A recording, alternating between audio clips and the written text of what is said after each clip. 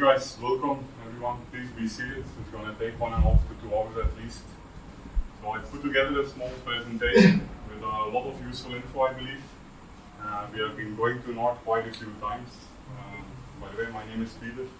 I'm part of CTC. If you don't know me, I came to India 17 years ago, and my first trip to North was actually in 2000. So I used to be very passionate about biking. I have 2 Enfield Bullets in the back room, which haven't been used since I got my mountain bike, my cycle.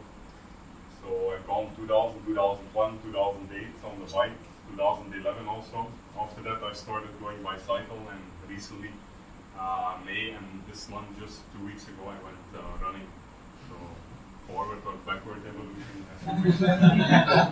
So the main thing is, I mean, we have gained quite a bit of experience with different groups, right? And I thought it would be useful because it's a very beautiful place. At the same time, it's a bit of a challenging undertaking. So I think it's useful to capture some of these learnings, experiences, how we plan all these things, and then share it with you, so that you can maybe also be inspired to undertake some of these trips. So first of all, the first part of the presentation is a little bit high level. We're going to check a little bit why do we go there, how is the whole experience, what is it about, there are various ways you can go there, with various transport means. You can camp, you can lodge, you can make your own food, you can go to Dallas.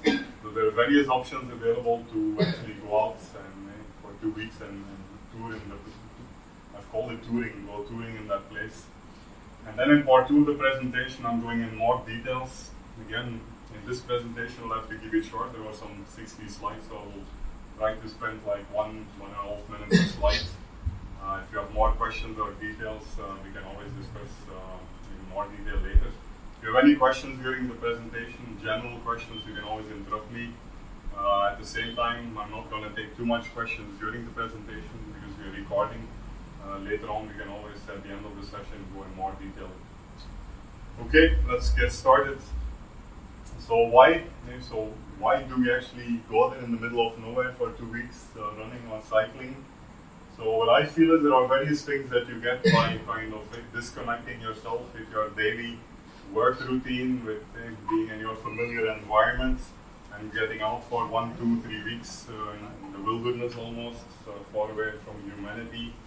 So obviously for us, I mean in CTC it's always about the endurance, the challenge. So in this case, we were cycling, we were running for 10 continuous days, 50 kilometers per day. 50 is not that much, right? It's just one way to Mahaps. But if you go in those places, it's more challenging. You will see why in the next couple of slides. There are a lot of aspects that make running or cycling in this environment, which is at the same time very beautiful, but also quite challenging. So it's very remote, very peaceful. It really feels good to be out. We're all living in this Chennai city, full of cars, full of pollution, chaos. It's really mentally very, very peaceful to go to these places for 10 days. What you can see is that after a while you actually lose track of time. You don't know whether it's Tuesday, whether it's Thursday. You don't know actually. Of course, you still know whether it's morning or afternoon, but you actually lose track of time. So it's really very recharging, I would say, mentally and also for the soul. And then, of course, you discover a lot of new places. You travel to typically to places where you haven't been before, so you discover a lot of new, beautiful locations. And you meet a lot of interesting people every place you go, especially going from Kashmir, running from Kashmir towards HP. We met so many different, faces and races actually. Like we both met local people as well as these guys who shepherds who roam around over long distances, who basically follow the seasons. And you get to see a lot of variety in local people and culture. And then of course it's also an interesting team experience. So with a small compact team, we have people typically have to be very careful with composing the right type of team for this kind of excursion, because you're going to be stuck together for 2 weeks in the middle of nowhere. You will have to depend on each other, you will have to overcome physical challenges together. So there's a lot of team bonding and team kind of spirit involved in these type of trips. Freedom is one important thing. So the fact that you're actually touring and you're actually not depending on any local transport, on any taxi, going with a taxi with a bus is a totally different experience.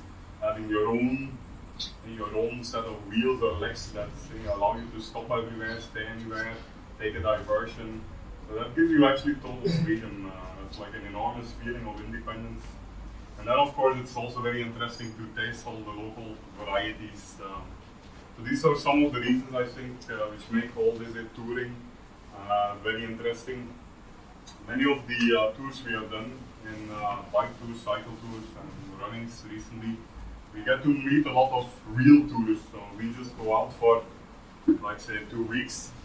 But along the way, actually, I mean, not now, this was a bit remote, but like in the Spiti Valley where we went in May, almost every day we met like somebody, please come in.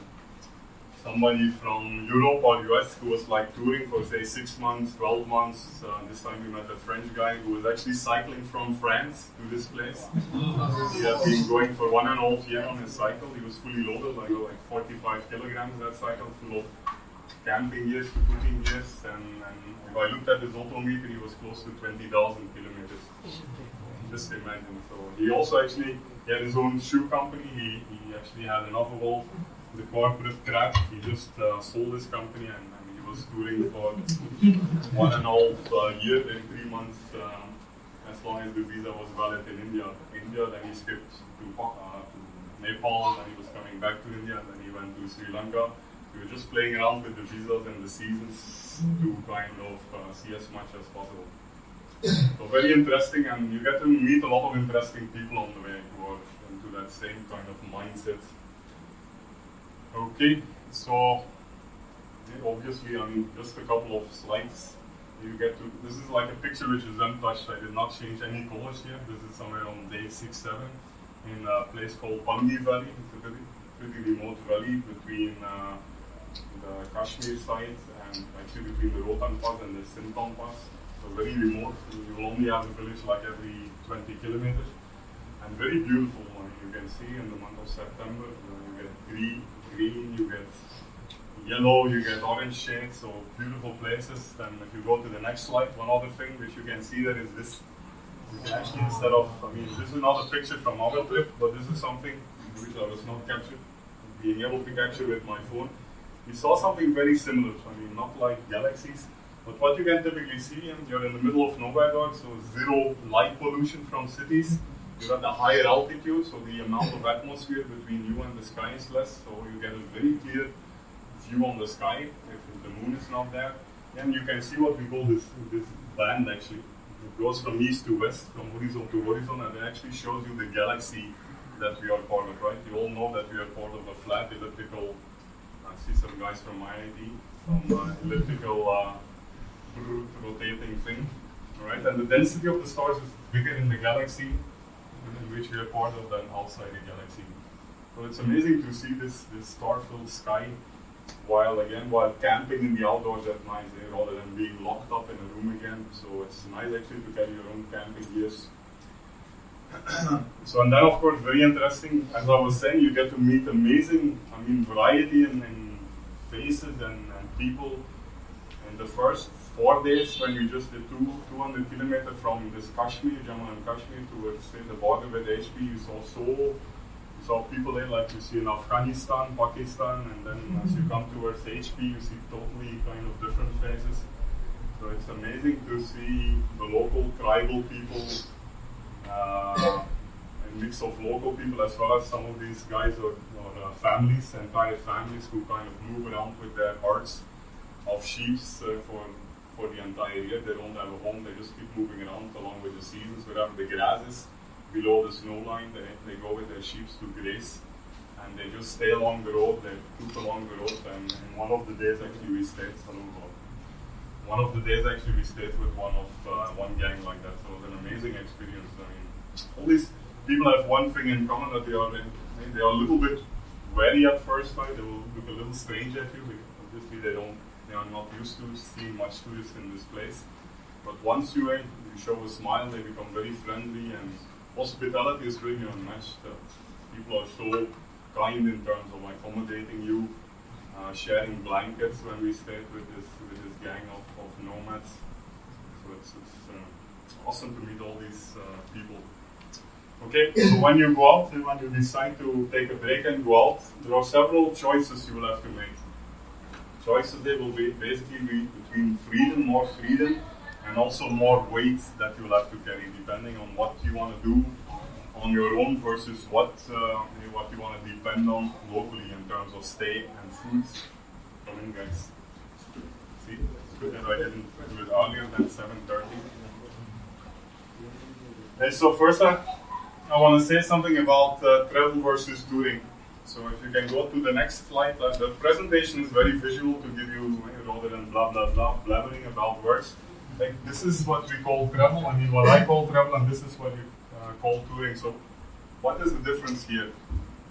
And many people say, okay, we can go with a bus, lorry, taxi, but you're actually sitting in a closed box. You're actually a little bit disconnected from your entire surroundings. You don't have control where to stop. You have to follow the schedule of the bus. I feel very passionate about having your own transport means, your own cycle or running or your own bike actually, because then you have actually 360, you can fully absorb your surroundings, and you can stop where you want, you can stay at the end of the day where you want, it's planned or not planned, whatever happens that day, you can stay wherever you like. So it's really, touring is a totally different experience than depending, I feel, on third-party transportation. Next one.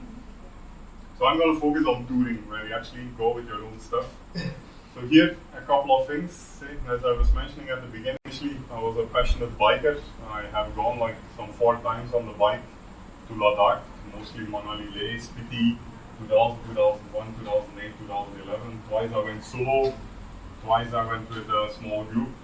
So here you can see a picture on the pass from Spiti to Rohtang. What is the name again? Vinay? Spiti. Vinay. Spiti. We got stuck on that pass. Kunzumla. Kunzumla.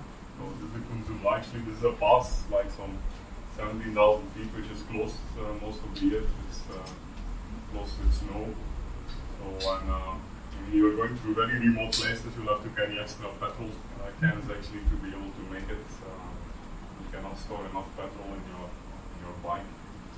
And so then later on I became, these guys have been now becoming rusty and dusty for the last 3 years in my back room. So after I got my MTB, got passionate about cycling in the last 3-4 years, and I did 2 trips. One to, again, Ladakh with a couple of guys from IIT, and once to, we went touring in Sri Lanka. It was also an amazing trip.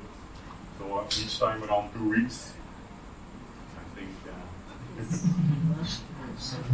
And then recently, in the last 1 year, kind of 2015, I become like, as you know, you might have seen on Facebook, quite passionate about running. So then I even dropped the cycle, which has not been used now for almost a year. And it's all about running now. Right, so you have 3 different ways to propulse yourself. Each and every one will have, we'll talk a little about the pros and the cons of biking versus cycling versus running. But one important thing is this. I don't know if you are understanding this. I try to kind of visually express. So this is not what I think, but this is what I've experienced. So if you actually drive with a car through a place, say from here to anywhere, it doesn't have to be Himalayas, from here to Nagaland on a trek. Okay, you drive and you actually are not aware where you have passed. If you go through the same place with a bike, you will be more aware of your surroundings. But you still go fast, and especially in Himachal, where you have to be very careful where you bike, and it's off-roading. So you'll actually be more concentrated on the bike than on your surroundings. Once you reduce your speed, you go with a cycle, you'll become much more aware of all the places where you have gone to. People who have gone on breves, who have gone on cycle trips, they will be aware, like, oh, that corner was there, that stream was there. So you will have a very good idea, you will have absorbed your environment much more. And then even if you drop the cycle and you start running, you'll actually become fully aware of your surroundings. So the experience, the amount of intake from your environment, the place where you run, is much more compared to a cycle, compared to a bike. So in that sense, I would really suggest, even though you're going to cover less distance running and cycling compared to biking, you're going to experience much more of your surroundings. This is something that I truly experienced myself in those rides. So here a typical kind of a little bit of high-level comparison based on how do you choose your transport. So if you want to cover more distance, obviously you need a bike. Benefits of a bike is you can carry more luggage, you can cover more distance, you don't need any fitness level.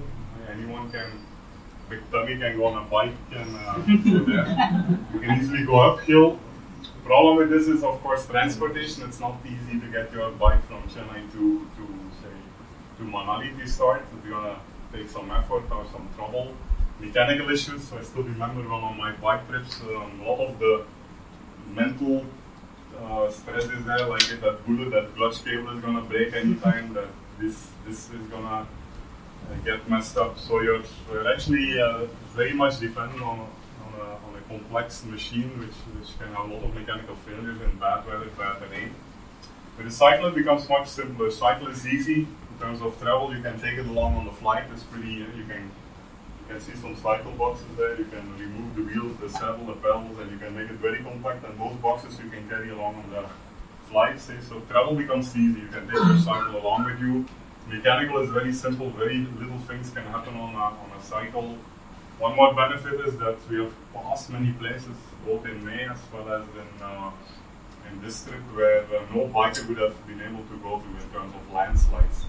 So with a cycle easy, you can just carry the whole cycle along with you, or if it's very tricky, very steep landslide, carry your wheels, carry your frame, and carry your thing. It's funny, but that's exactly what happens. Sometimes you're 200 meters down, rocks are coming from there, and you need to go with like a narrow path, or you can wait for 1 week and hope that somebody is gonna fix the roads. Of course, luggage, you'll have to carry your luggages on the manual with your manual splits. Fitness has to be pretty good, so cycling on Marina cannot be compared with cycling here. And of course, uphill, rough terrain, and with a lot of luggage, you will definitely feel it doing that for a longer period. Also gets to you. So with that way, we were able to cover around 80 to 100 kilometers per day on those two cycle trips we did in the past. I'm talking here about hilly terrain and kind of off-roading and with luggage. And then running, of course, then your age comes a little range target every day. I mean, the daily mileage comes down to around 40-50 per day. To become a better runner, you should be able to squeeze maybe 60-75, but that's pushing it, I think. And then actually your travel is easy. You don't have to carry anything along. Nothing mechanically can go wrong. You can cross any landslides. Uphill is much easier to run than with a heavily loaded cycle. But of course it requires a pretty good fitness level and good practice. So this gives you a little bit of an idea of how different ways to tour and what are the pros and cons. Just wanted to share that. So this is one thing. After you choose your wheels or your shoes to go for a tour, the next important thing is this one. We have done both, so you can either decide I'm gonna camp, so which means you'll have to carry your camping gears, which means a tent and sleeping bag and mat, which is gonna add to your weight. So every single day for 10 days or 2 weeks, you're gonna carry some.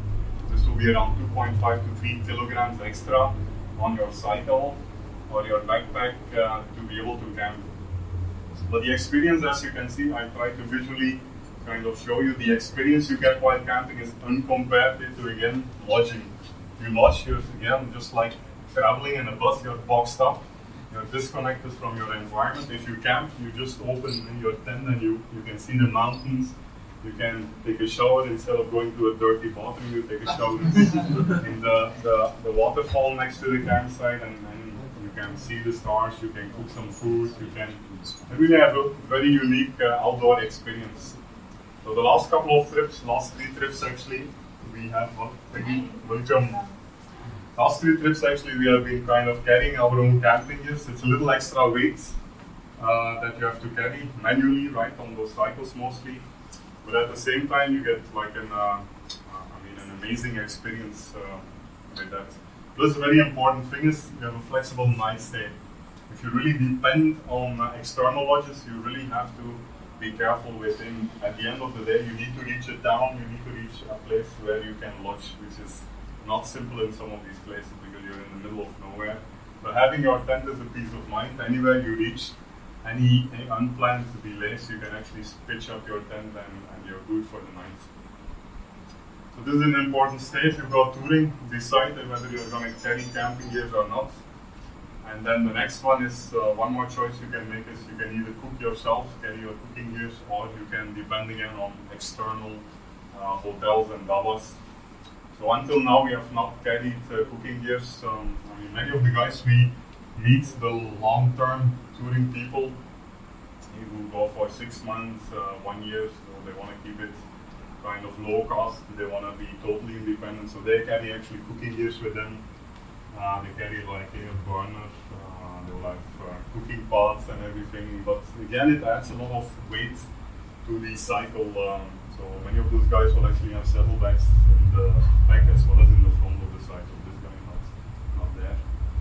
So this is again a decision you make. If you decide not to cook yourself, then of course you need to plan your breakfast, your lunch, and your dinner along the way. So you again have an external dependency on having downs in between, which is not always the case. Sometimes we have to go over a pass where base to base is almost 50 kilometers with nobody, no living human being in the middle. So then you need to at least carry your food along with you. So these are a couple of high-level decisions before you go. The next section in this presentation, I want to show a little bit what's different between, say, cycling, like a brevet or a local cycle trip to Mahabs, versus cycling in the hills in the Himalayas, being one of the bigger mountain ranges in the world, or the same with running. So there are several aspects which you have to be aware of, and which you also have to be practicing for. You cannot just simply go there unprepared. There are a lot of challenges, so we can just go one by one. One obviously is everyone is aware of road and off-road. So you have, if you have a tar road, this looks similar. This is actually road. This is off-roading. So no tar road, a little bit rocky, broken tar or trail. So it makes a lot of difference. If you have to cycle on this will go much easier than say if you have to cycle on this with these rocks and little bit broken patches here. Cycling, especially uphill on this, will be much slower. You will only have half the speed than on this one. For a runner, it doesn't make sense. We just fly across those things. And then also be aware that, say, when you go to the Himalayas, it's not only off-road, but it's also no road. You'll have places where there is absolutely no road. The streams would be flowing over the road, or the road is broken, you have landslides. So if you come across those sections again, the amount of effort and the amount of progress will go down significantly. So this you have to be aware of. I mean, you cannot always, of course, understand or plan in advance whether what type of road you're gonna have. But one thing I noticed, for example, we did one 600k in May through Spiti. There I found the road one much better, like also Manali Lane, that tourist kind of patch, which is also very scenic, will have a lot of proper roads, while the trip we did this time was much more tougher in terms of having no proper road surface. So it becomes much more challenging for especially cyclists who are fully loaded with some 15 kg cycles, some 3 kg camping gears, another 4 kg luggage, then some water bottles and their cell phone. But carrying a lot of weight here that has to be pushed uphill, and every rock you hit, boom, boom, your momentum is gone actually. So constantly you're pushing morning till evening. It requires a big effort actually for doing a trip over a broken road versus having a nice road surface. Just wanted to touch upon that one. Then of course, when you go somewhere, you have to be aware of obviously elevation, the inclines, the gradients. Again, you can easily cover 20 kilometers in 1 hour, just like you do on ECR. This is going to take a while. These kind of hairpin bends. Again, like no road surface, broken rocks will be there. It will take slowly, you will proceed.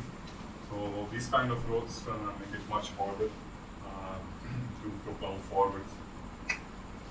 So and then of course, like I said, so here you can see the difference between like a Mahabs ride again or a brevet, where you go zippy with like a carbon bike. This is something different. When you go touring, you need to have all your gears, your luggages, your tools for repairs, your camping gears, even your cooking gears with you. you're always going to be loaded, and you're not on a road bike, you're on an MTB or a touring bike or a hybrid. So the effort again to go with this kind of load is much more than being relaxed with a road bike with minimal luggage basically. So these are all one by one things which add to the challenge. One other important aspect is altitude, obviously. Again, so all of us are Chennaites or South Indians, so we're used to kind of zero altitude kind of climate or circumstances. So as you go higher up, you will feel that the effort and the challenge becomes higher. So you typically have the lower Himalayas, you can recognize them wherever you have the pine trees, you will be somewhere around 2,000 to 2,500 meters. So the pine trees actually separate lower from above the pine trees. You will have the vegetation which disappears, you will have just grassland. And eventually when you go to those passes of 4,000 meters and above, you only have rocks and snow. So as you go higher, you will feel that the air gets thinner and that the amount of oxygen in the air is less, and that the effort you need to do, whatever it is, running or cycling, becomes more intense. You'll easily get tired. And obviously, when you plan your route, you cannot directly start going at these higher altitudes of 3,000, 3,500 and above.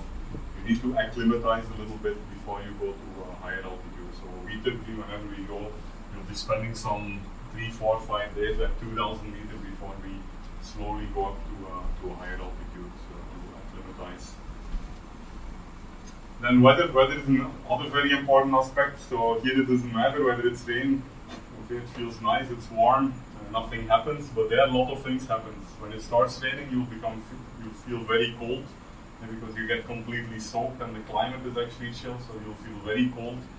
And then of course rain has a huge impact, even if this is just a work of one day, one night, not heavy rain I would say, but steady rain.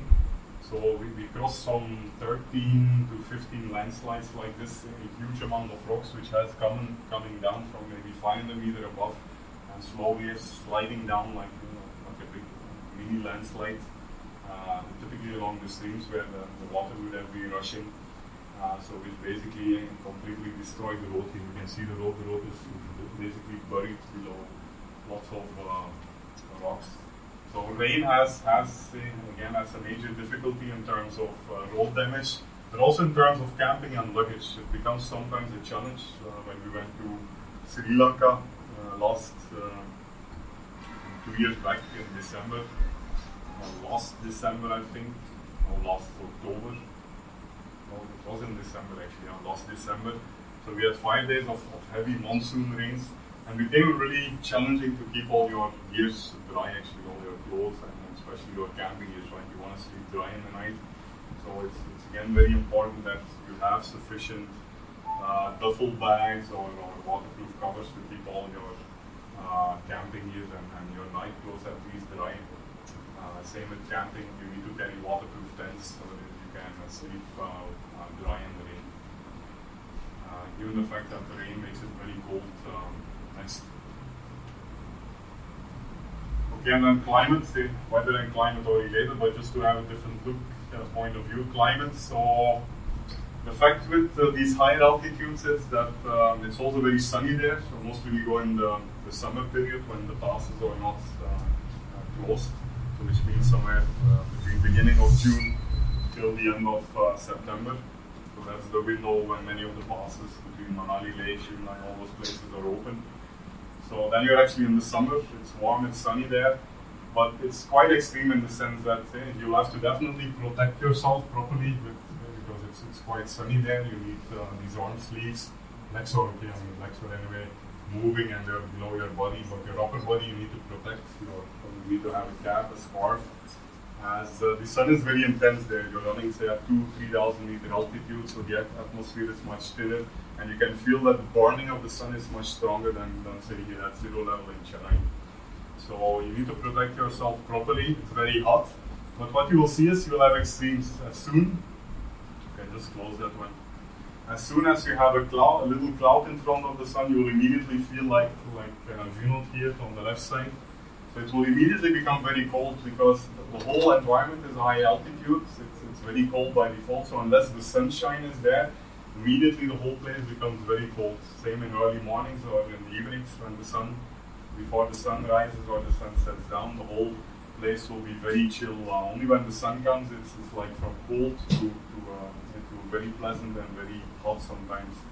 So kind of extreme climate is what you also have to be aware of when you go touring. So you have to carry both warm clothes as well as like normal Chennai clothes. Another important aspect is daylight. When you're planning your daily schedules, you have to make sure actually that you reach your destination, your town, where you will get dinner or where you want to set up your camp before night. So it becomes not always easy to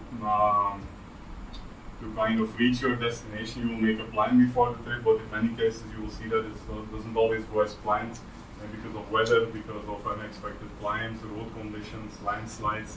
You'll feel tired, you'll need some rest, you'll need extra time to get food, you'll have unexpected repairs. I still remember in May when me and people went running and a couple of cyclists along with us, that every day we had at least 1 hour or something delay, unexpected because of any of these reasons. There was always some puncture or chain cuts that happened that actually delayed, and we always ended up running in the night, which made it a little bit more challenging. So you have to carry proper lights. Night running again in these remote places, the towns close early, the dabas close early, so you actually have to reach your ends of the day destination before it gets too late or you will be out of food, basically. Next. Yeah, and then of course, if you decide to propel yourself with a bike or a cycle, you'll have to be prepared for mechanical defects. Good news with cycling is that cycle is much more peace of mind, I would say, than a bike. Bike, many things can go wrong, but a cycle, typically, from my experience, is pretty reliable. Most common things is whatever, just like anything that moves is likely to go wrong. So, of course, punctures, we don't have too many. I think we're getting much more punctures on our trips in South Chennai than in Himachal, actually, because of this nasty thorny plant. We hardly have 2-3 punches, I think, in every of those two-week trips with like three cyclists. Brakes, this time we had serious problems with brakes, especially the V brakes. So really in this terrain, in this mountain terrain, you can feel the difference between the disc brake you see on many MTBs or in the V brake. So actually in both cases we had new brake pads, but after like 1 or 2 days of rain and steep downhill where you have to brake a lot to not go too fast down the slope, the brake pads were actually gone. So actually have to carry extra brake pads. After that I almost had to pull one of the cyclists up all the time, or it should have gone down very fast. Because we're driving on a hybrid, so hybrid with a skill wheel that goes very fast once it picks up speed. Then chain, before you leave, please make sure your chain is in good condition. You don't want to get stuck with a broken chain. You'll have to carry a chain tool to take care of any broken chains. And then of course, this gear system is always a bit of a tricky part to take care of your gears. You will need your gears in the hills. And so when you go, you need to carry your tools, puncture kits, Allen keys to do any adjustments. You'll have to definitely adjust your brakes over the trip. And I think you should carry a spare set of brake pads, because that really got us in trouble, given the fact we didn't have that problem in May, again because we were mostly on tar road, I think, but this time we really had a lot of off-roading. We had water, rain and constant braking, water. Those brake pads were gone in just 1 or 2 days. So weather again has an impact. And then of course, like injuries, right? So make sure to cut your nails to have a proper running shoe. Don't go with a new shoe, an old worn shoe. So go with shoes that you're comfortable running with in at least south. Very important is hydration. You need to regularly hydrate yourself along, especially runners, more than cyclists. A lot of stress on the ankles and the knees in those kind of bad roads and uphills, and both uphill as well as downhill puts a lot of extra stress on your knees. So shoe bites, issues with feet can be common. So it's all about in practice being well prepared to avoid some of these. Okay, we'll just keep moving a little bit. So one other thing, I mean, with touring, so all these aspects which I've touched upon now are challenging when you go on a tour versus like a local run or a local cycle ride. One more important thing you can see here. So here you can see a picture of me and Vipul at the end of a weekend run, 100K run. We still look pretty fresh and happy. But once you start like running for 2 weeks, you can see the faces get warm and you get beards. You can see, I mean, it's not about the beard, but you can see that it gets to you after a while. You get tired, you every single day, 50, 50, 50, sometimes 60, sometimes 45. So doing something for a long duration really also adds to the challenge basically. It's basically a long-term endurance. Okay, so are you ready? I said here. So I just want to impress in this kind of 10 slides that you have to be aware of these 10 different parameters which are going to make it more challenging to go on a two-week tour through some challenging mountain range because of higher altitudes which make it tougher off-road, bad roads. They'll be loaded with heavy gears. They'll be doing a lot of ups and downs. Climate is very challenging, cold, hot, and then you're doing this every single day for 10, 12 days. So definitely, I mean, the key message here is that you'll need to do some good regular practice in South, do some trips in Kerala, Western Ghats, Javadu for many weekends to get yourself ready to go for a longer tour, whatever it is, running or cycling basically. So don't underestimate it. Okay, so and then a little bit about running. So I think running is a very interesting thing in the sense that these guys don't look very similar. This guy looks a bit fancy with his Decathlon gears and his fancy Adidas, bright orange Adidas thing. But it really gives you a more like, I feel, a tribal experience in the sense, right? What did our forefathers do? They didn't sit behind computers. No, they were a lot of times they were out in the wild, in the outdoors. They were hunting for food. They were running behind animals. They were actually nomads, moving around along with the seasons, water, and all that stuff. So as somebody who runs from morning till evening, continues every day, actually you get closer to that tribal feeling actually. I feel like, which is like a nice experience because you're actually going back to your roots. You're reconnecting with what you were doing 10,000 BC, 20,000 BC, and so. And of course, without this stuff. Okay. So next, a little bit of personal history on me. So before cycling is fine. Cycling you can speed up, get up and running a little sooner. After a couple of MTB rides with CDC and a couple of joining a couple of our monthly MTB rides in the hills in South. But running really takes time. You can also become an ultra runner directly. So in my years, in my personal thing, I started actually only running like some 2.5 years ago. I think the key is that you're consistent. You don't sign up for the Wipro, you don't do anything, then on December you run a full marathon, then again you're going to wait for dream runners, marathon 6 months later. So I see many people who just run for events. This time, then 2 months later, and 3 months later. There's no consistency, there's no regularity to do something like passionately on a regular basis. When I started running, I organized some 10 by 10, so 10 continuous days. We did 10 kilometers. We did that 7 times, so we actually ran some 700 kilometers for almost 3 months. And then in 2015, many of the guys know me, they join me every month, almost every 2-3 weeks. We go on weekends, long weekends, as well as 2 trips.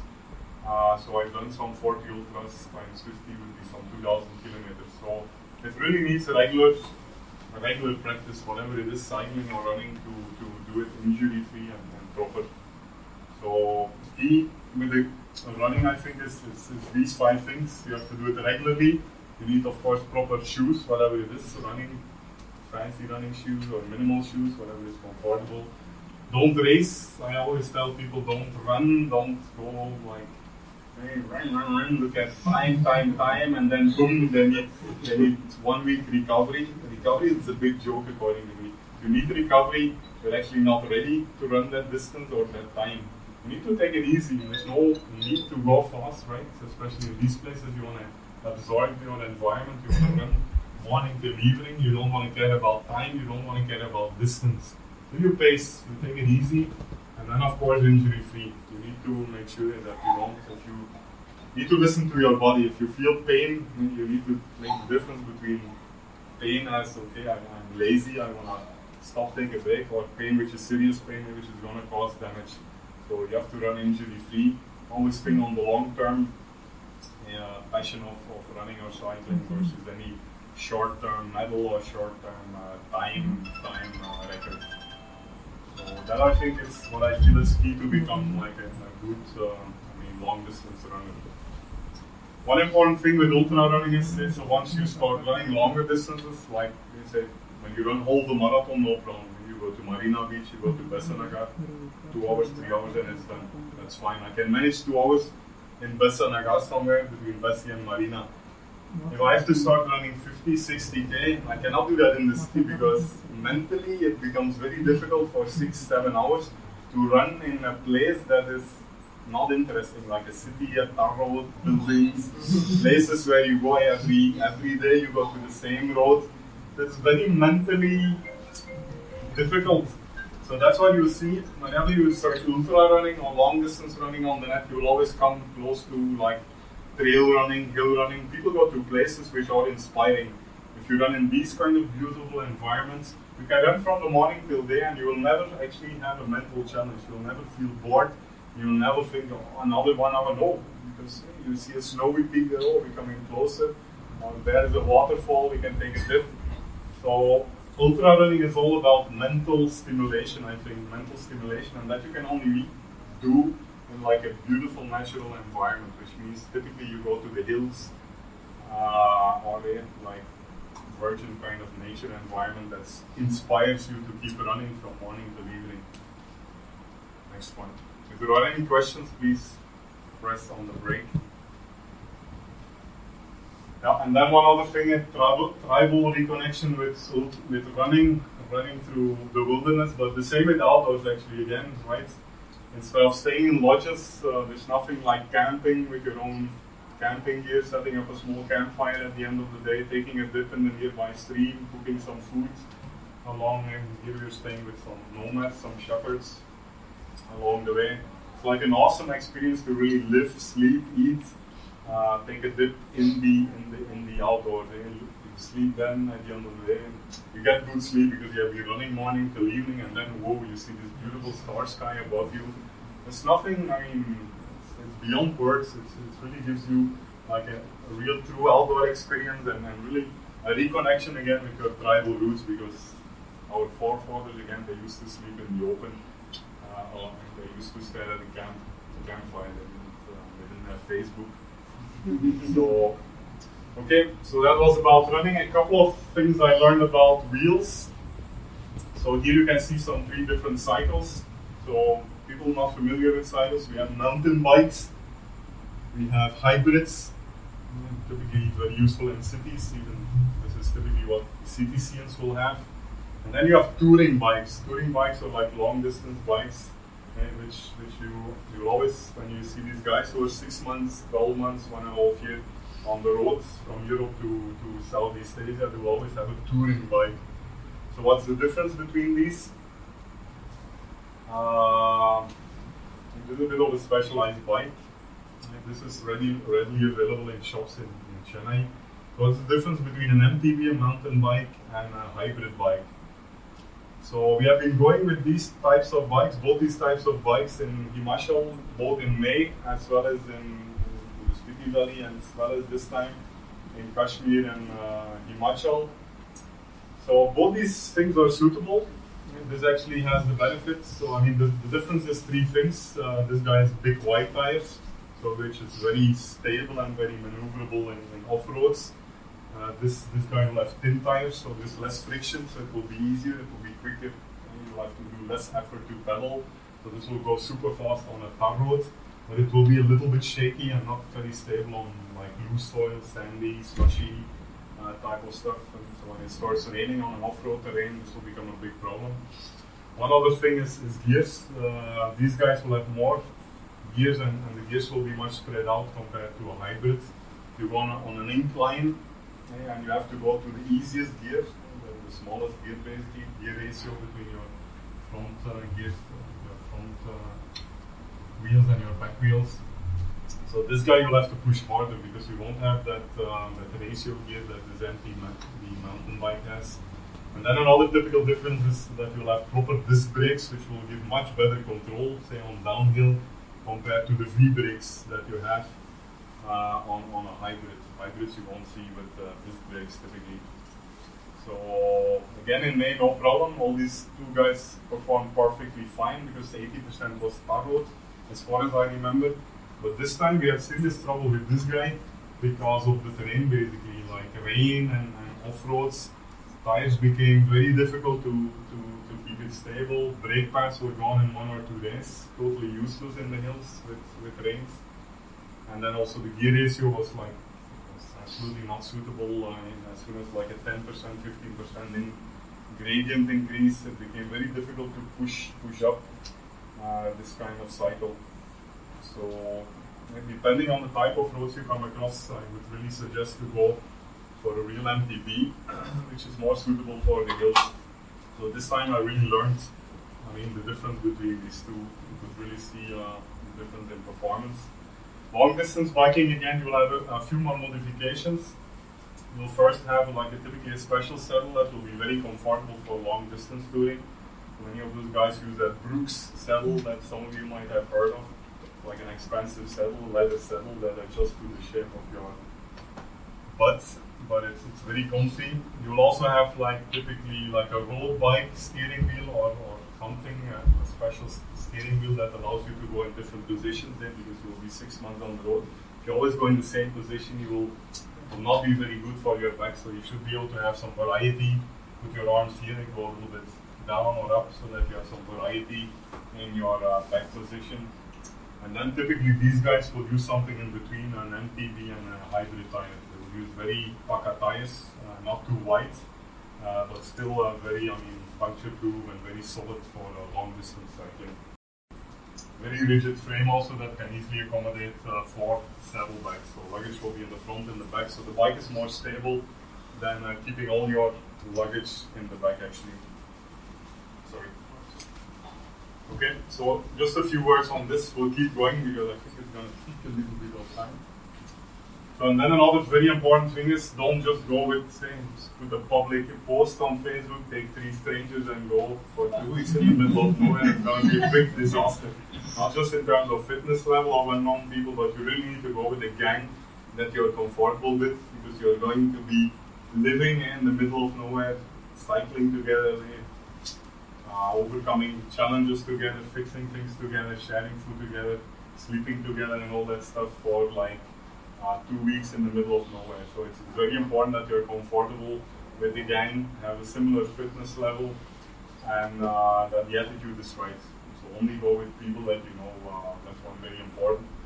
So personalities, and then also composition of cyclists and runners is important. Typically cyclists both benefit from each other. The runner typically will benefit in it, that's in tents and at least camping gears. Luggages of the runner will be carried on the cyclist. But the cyclists will benefit from more runners in the group, in the sense that the airlines will only allow you to check in 15 kg, while this box, this will be easily 90 to 20 kg.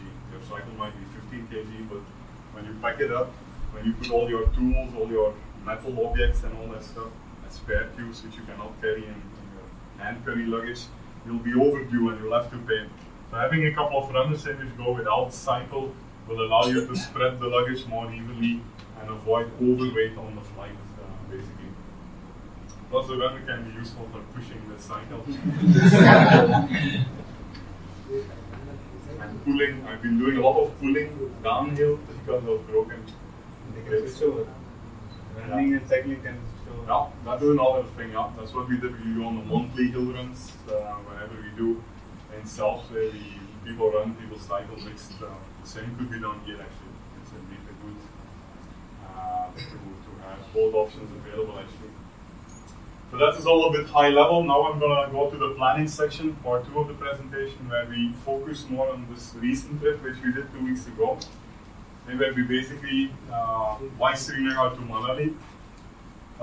First of all, we had 2 holidays. 17 was a holiday, 25th was a holiday, so 2 holidays, 5 days.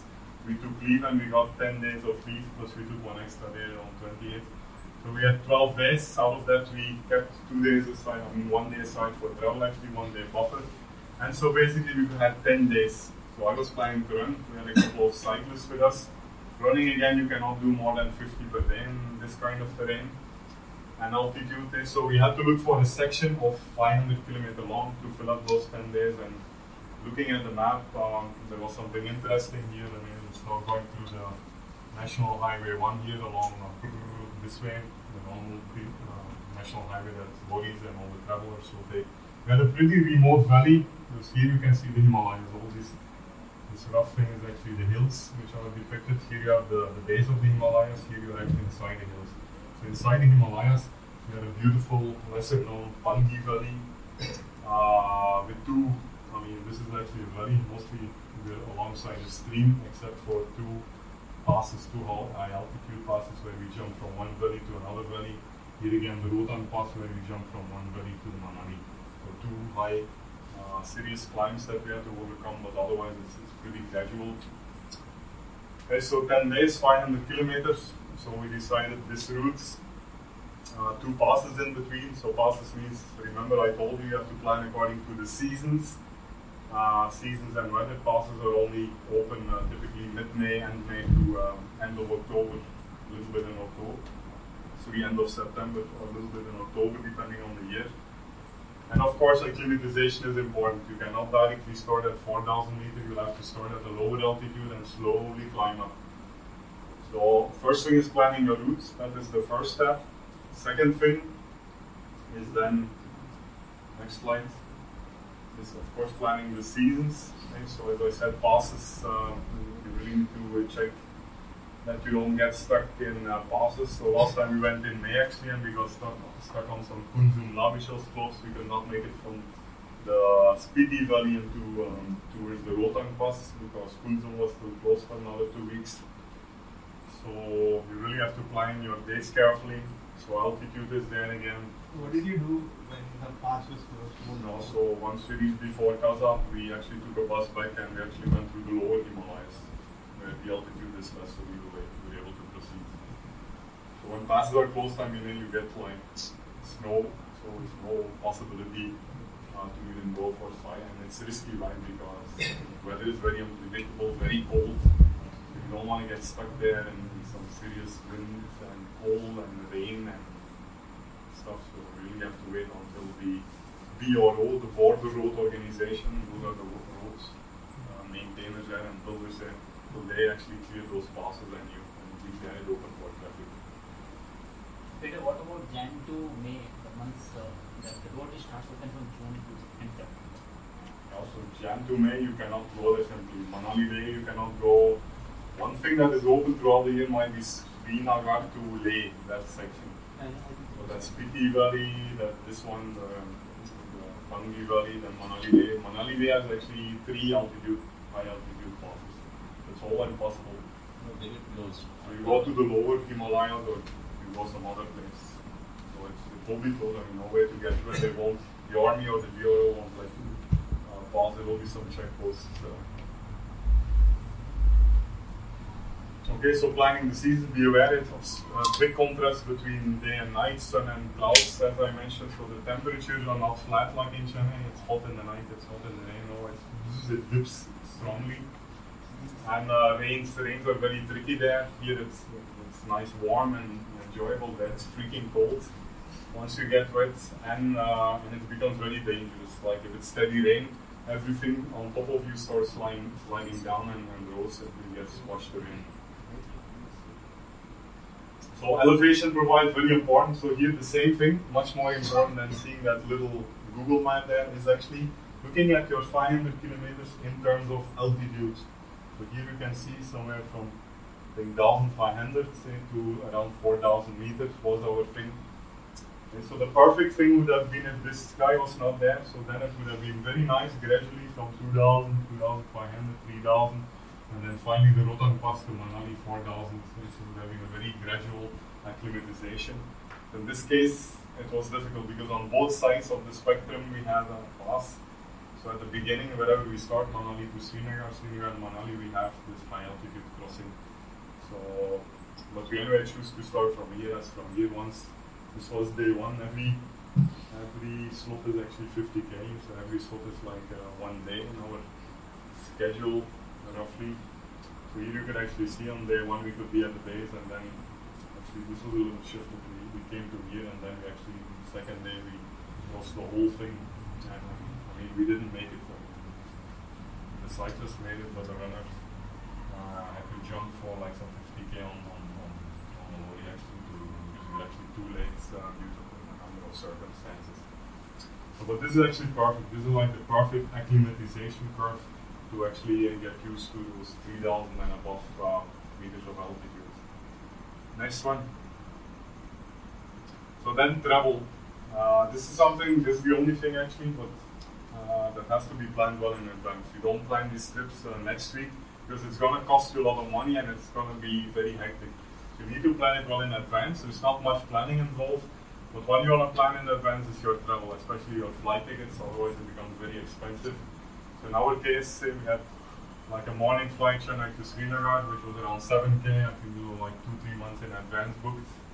And then from Srinagar we got a small taxi to start a little bit further to avoid the busy National Highway 1A. And then on the second last day from Manali, we had an overnight bus, 15 hours, some 600 kilometers to Delhi, 1.5k, and then again flight Delhi to Chennai 4k. So this was what had to be booked in advance. Right, and you need to check a little bit your timing. Say, when do you reach in the beginning? Can you still run some 40-50k in the beginning? And how much can you run on the last day without missing your bus or your flight? So the timing of your flights, taxis has to be planned well. And then of course the transport of your cycles again is a bit, needs a little bit of planning on the flight and on the whatever type of vehicle and how many cycles, how many people you want to stuff in one taxi. Next one. So then a little bit about, as I already mentioned, cycle packing and transport. I'm just touching up very lightly on every subject because the whole thing will take already enough time. If you have more queries, we can help you. And so what do you do with your cycle? You remove one wheel. This wheel you keep because this also protects your derailleur here, which is very sensitive. You move the saddle to lower the height. You remove the steering wheel to reduce again the width and the height. You remove the pedals to reduce the width, so that the whole package nicely fits in one of those boxes. The same box that your cycle comes imported with from abroad. So this again is around 14-15 kg once it's all packed, and once you pack all your tools in this, it becomes quite heavy, and so they're actually pushing your maximum allowed check-in weight. So typically we spend up like paying like some 250-350 rupees per kg extra for like 3 to 5 kg extra. When you go abroad, in India no problem, but when you go abroad, last year December we went to Sri Lanka, you need to fill in an export form because otherwise when you're going to come back into the country you might have to pay taxes, import duty on your cycle. So when you go for touring abroad, make sure to fill in a form that you can show on the way back to avoid import duty on your wheels. So planning overnight stay. So as I mentioned, one important decision that you have to make while touring a city, or you're going to stay in lodges, hotels, places, or are you going to be on your own with your camping gears? Camping gears add definitely to the weight. So here you can see the typical pressure tents, like an older model, which is around 3.5 kg, and a newer model around 2.5 kg. 3 people fit in this one, 2 people fit in this one. Okay. So you cannot use these the tents that have been taken there. Those round ones, those are nice for car trips. In 2 seconds it's over. But you cannot carry this on a cycle. You need to carry these dome tents, which they become very compact after so a dome tent is something that works with sticks which you bend to kind of make a dome. So there will be 2 sets of sticks which close each other on top. So this becomes a very compact package that you can carry on a cycle, but you can feel, I mean, this is still pretty heavy. You have to add a sleeping bag to that. That will again be, if you want to carry something that is a little bit warm, it's easily going to be close to 1 kilogram per head, right, for one. You have to carry 2-3 of those. And then a mat, a sleeping mat. You don't want to sleep on the cold ground yet in the night. You want to really protect yourself from the frozen or whatever cold underground. So all that together, given the fact that 2 people doing this will be around 2.5 to 3 kilograms per head. If there are runners in the group, that means again you're adding extra weight on the cyclist. Lost maybe a 3 runners, 3 cyclists, so double the weight on the runners, on the cyclists. So then it's almost like 5 kg per cycle extra. So that's an important decision. But of course, the major benefit of carrying your tents is that you're completely independent. Your schedule that you make, your 50k every day, you can stop anywhere at the end of the day. You're not depending on towns or tourist stays or tent camps. So wherever you reach, you have the flexibility that you will always have the place to sleep. And the place is okay. Even though these tents look pretty thin, you might have seen them when you come on trips with CTC, not on treks but on cycle trips and stuff. Even though those tents are pretty thin, they are waterproof, and once you zip them closed and with 2-3 people in that, the whole system is pretty close and pretty warm. With 2-3 bodies in that system quickly creates a nice, comfortable place to sleep actually. So here, big decision between carrying that 5 or 2.5 kg for the entire 10 days uphill, tough terrain, versus it being totally free and totally independent of any towns or watch availability. In this case, we had to do it definitely because Pangi Valleys, you have these 50k nomads stretches in between, so there's no way you will find a place in every town to stay.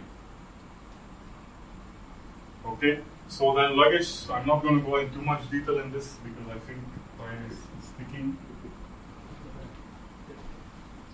Okay, we're still recording. Fantastic. First battery.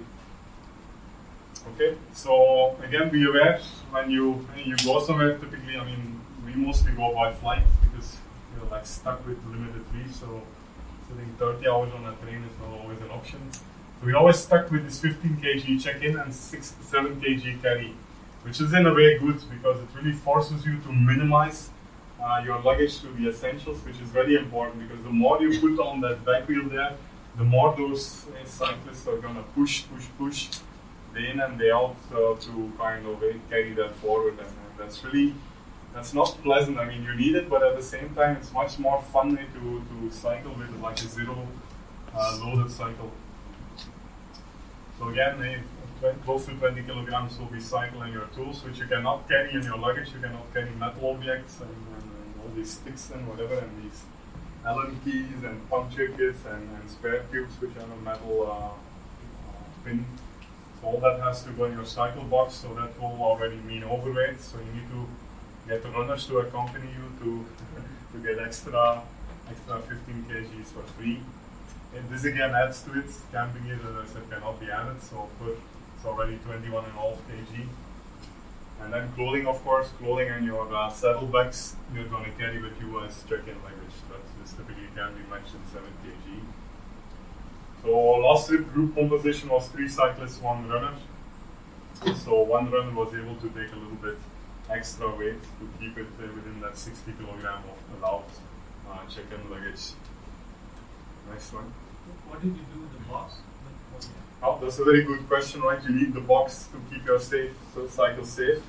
So if you're going on a circular traject, perfect, then you give it to some local and you pick it up on the way back. But mostly, we always went on a linear route, and exit is different from entry.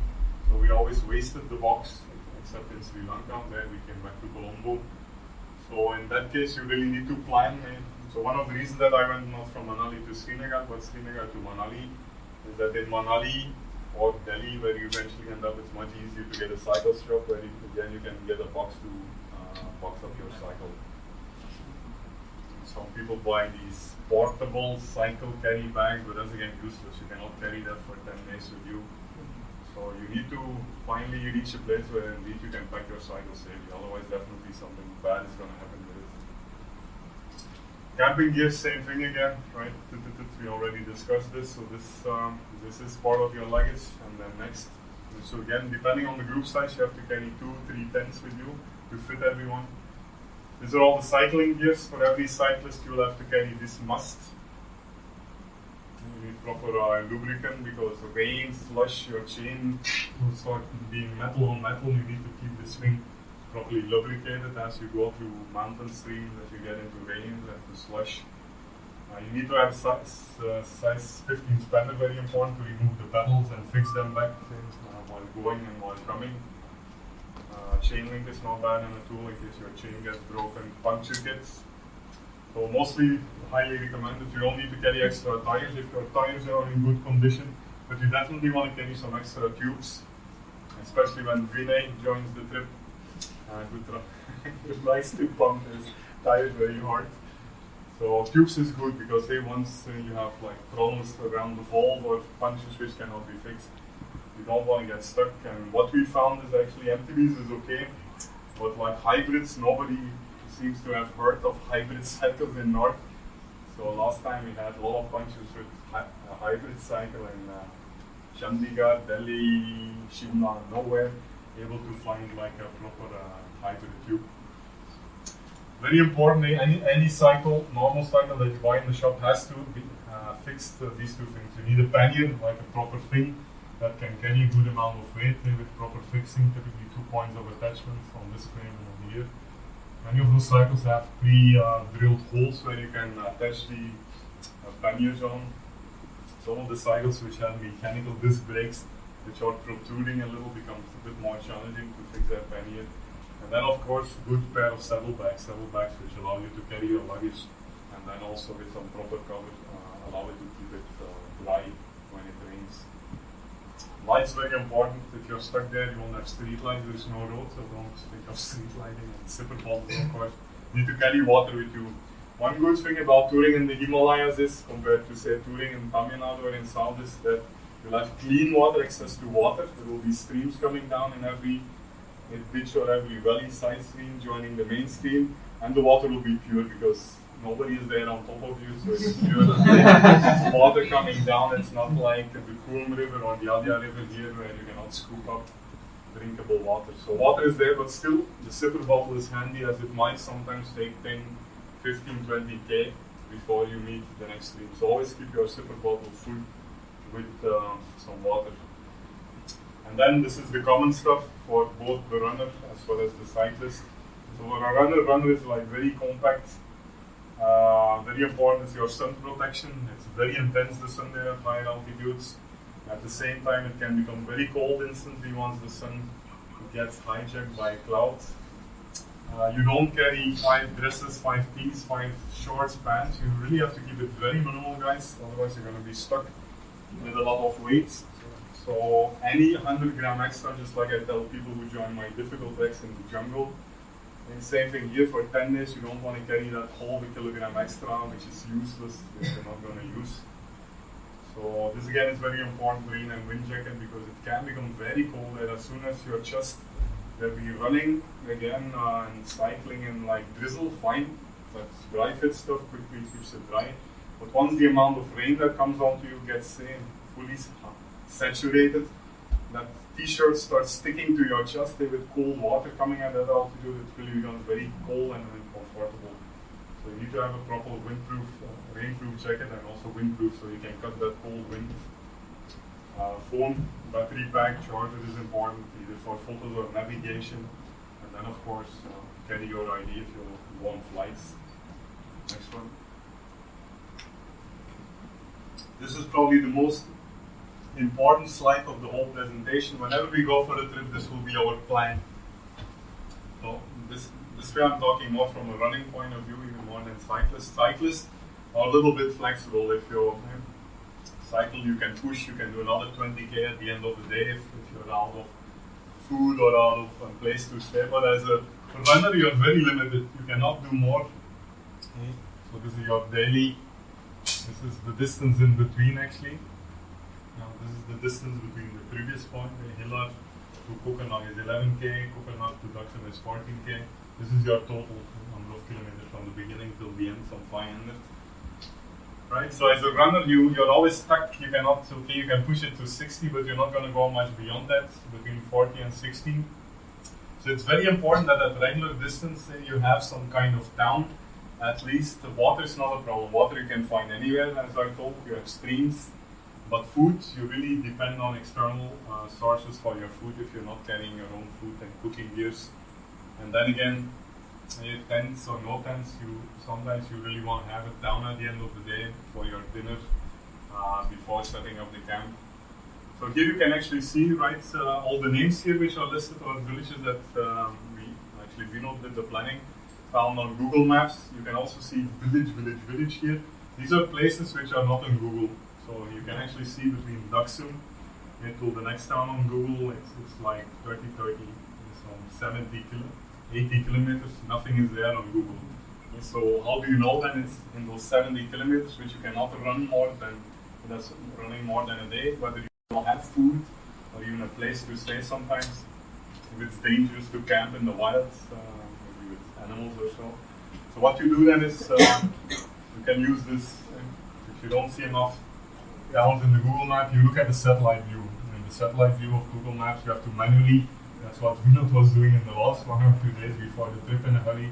Look at places which are not on the map, but you can see there is some settlement there. A couple of houses is enough to, okay, no, there's a small settlement there, and most of the time you'll find some dhaba or a place where you can have your breakfast, lunch, or dinner. If you go back to the previous slide, one important thing is again, after you look for villages, you will still see that some sections are there where sometimes for 30 kilometers, 20 kilometers, 30 kilometers is nothing.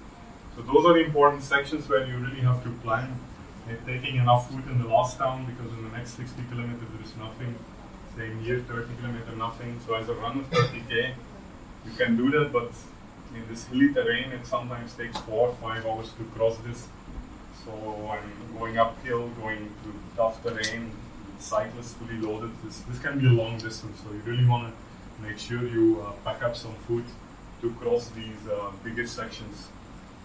So this is the main plan actually. This is also from a mental point of view very important that you know day 1 or say whatever, day 4, this is what I'm going to see. I wake up in the morning after 11 kilometers, I have something, okay, so I can run for 1.5 hours in the morning after packing up the camp, and I will have my breakfast here. Then I will do another 11, I will have lunch, power break there, then I will run maybe a little bit more in the afternoon and have my 30k or something, and I will have my dinner there. So you can do proper planning where you do your stops, where you do your breaks, where you have your food. This really gives you a daily kind of plan of what to expect at certain distances, because whenever you go above 10, 12 kilometers, it's going to take 2-3 hours to cover that stretch. Next one, another very important thing is altitude, and those distances, numbers are actually useless if you don't know how much ups and downs there are.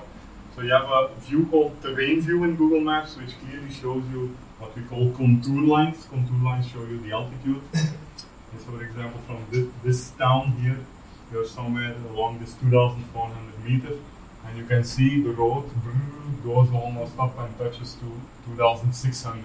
You're almost going like 200 meters up, and again you're going to come down. Right, so those kind of ups and downs are important to understand. So again, Vinod did a little bit of computation there, and if you look in the next slide, for every day we had a nice, what we call an altitude profile. For every day, from 0 to 50k, we kind of knew what to expect in the morning, okay, gradually up, then a small down, then a steep climb up, and again pretty steep, and then in the afternoon it's almost flat. So this is very important to plan your day, to make sure that you reach your target, your campsite, your dinner place, reaching your end stop before the daylight goes off.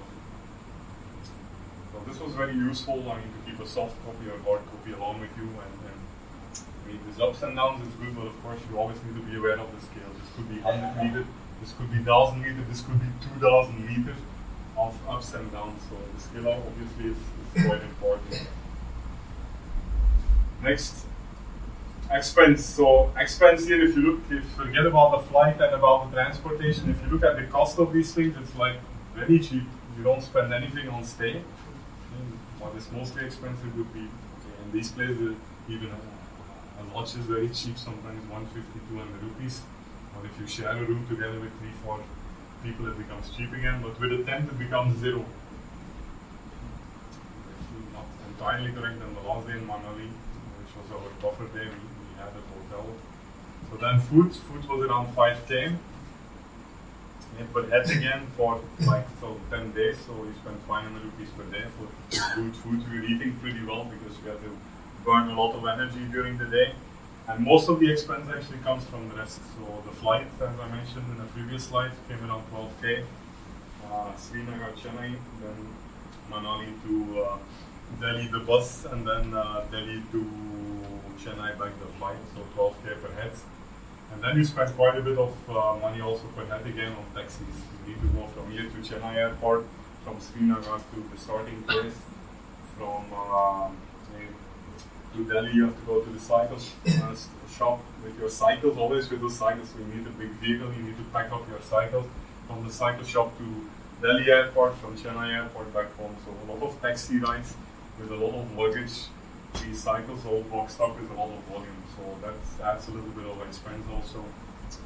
But of course, nothing like having your own wheels, so how they go. And this again is a very important slide. This actually gives you a very clear idea how our daily routine will be. So every single day, after 2-3 days, your whole body, your rhythm, your daily rhythm gets in this kind of thing. So you try to make maximum use of that daylight from typically around 6 a.m. to 6 p.m. it will be there. So you got 12 hours, which is more than enough to run 50K or cycle 50K. But you're doing a lot of stuff in between. You'll wake up, it will take time to break up your tents, to go to the loo, to do the packing, put everything nicely in those small saddlebags on the cycle. So you all have your breakfast immediately after sleeping. You want to do a small run in the morning, then have your breakfast in the next town. Remember that daily schedule is important to know where the towns are. You try to run around 20-30K in the morning. Maximum distance should be covered in the morning hours. And before it becomes very sunny, sometimes hot in the lower altitudes.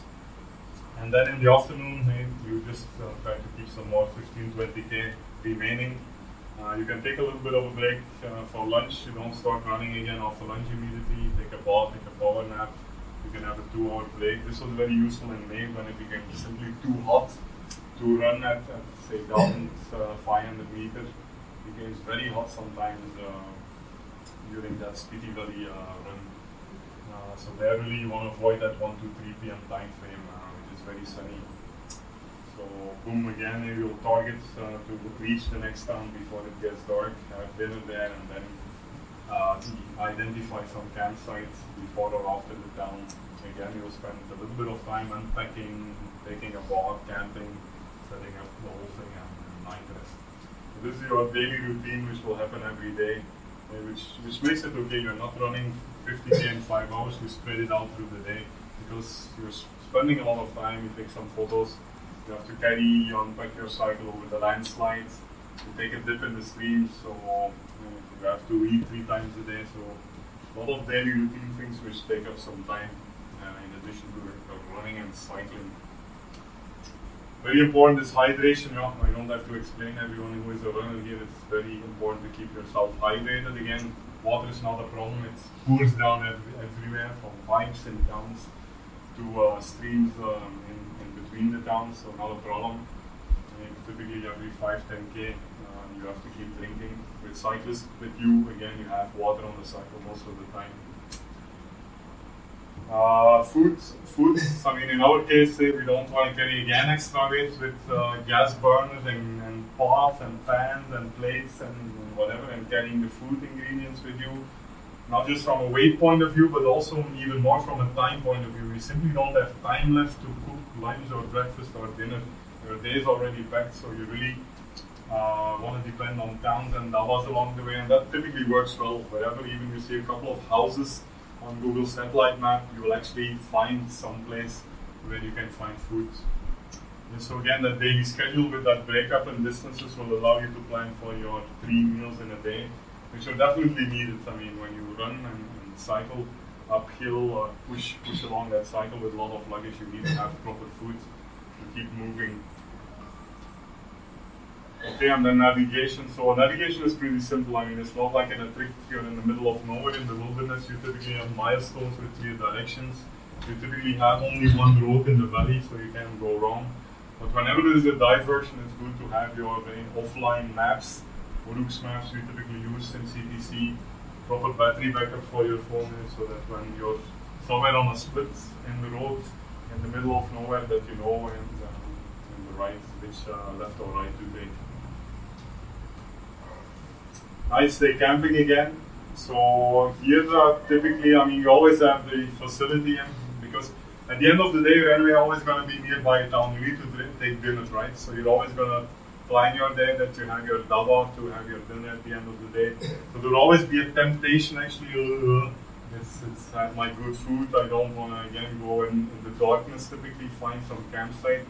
So in many cases you can set up your camp in the town, or if there are friendly people, you can stay in houses, you don't have to set up tents, you just sleep in the house of somebody. Or in case you're really, there are no towns nearby, you'll have to set up your tent somewhere along the way. And so you can either check in lodges. Many cases in the last 3-4 trips we have stayed in homestays. Local people are typically very friendly, very hospitality is very high when they see like somebody touring, strangers from another place. They're very hospitable. They will invite you to that place to stay, to eat food. You can stay near the town, you can stay in the outdoors, or in one case we stayed in the next night with the locals actually. So some of these shepherds who travel with old people, small people, families, 200 sheep, goats. They have cows with them. So they milk the cow, they cook the milk, they make tea, they carry food with them, they don't carry sleeping bags, they will carry these thick mats with them, they're heavily loaded, which they keep on the horses which go along with them. And so the whole family is there, the small kids they will put on the donkey and on the horse. So these guys are really cool. I mean, they sleep along the side of the road, they camp along on the side of the road, and one time we stayed along with one big gang like that. It was an awesome experience actually. Okay, and then the final slide here. So here are some of the routes which I can recommend. People who are really interested to try Paka double lane road. This is the one we did the last time, the Pangi Valley, very remote, very bad road, very awesome. I think this is one of the best. Spiti would be my number 2, Pangi would be my number 1 so far. So these are some of the options you can try. This all fits nicely in some 2-week time frame if you want to cycle or run. Voila, that's a little bit what I wanted to cover. Any questions, doubts?